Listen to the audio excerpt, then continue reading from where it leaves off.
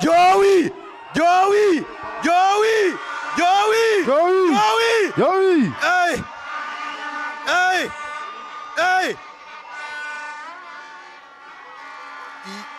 Your Excellency,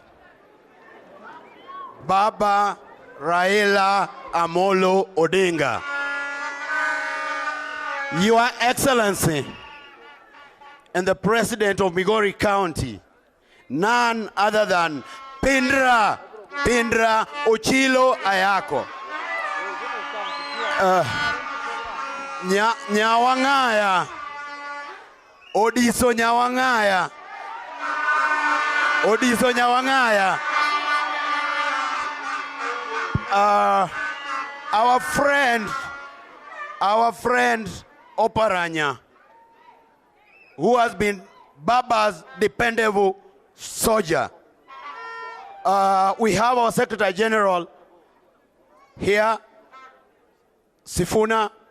We have our Senator, and Wanagenyang Mbade, Jakomar Party.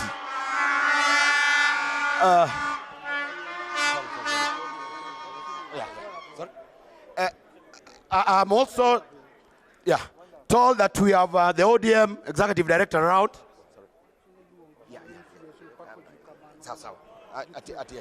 Thank you.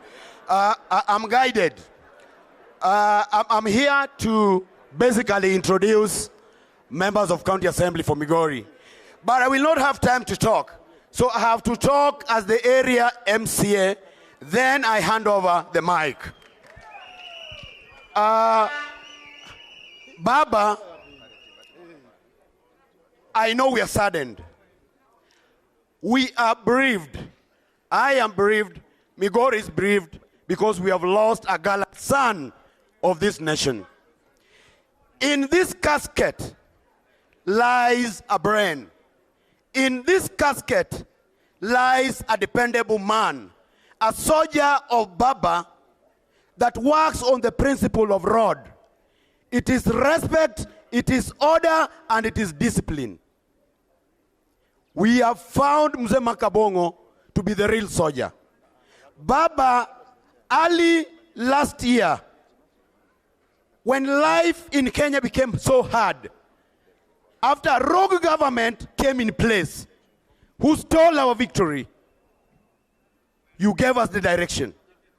With this Mzee Baba, at his age, we were demonstrating.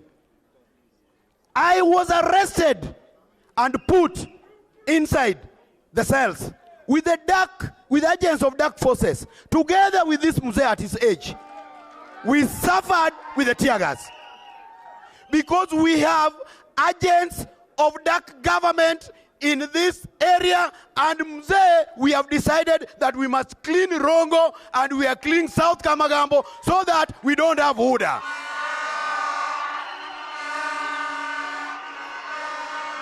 Mzee, what we have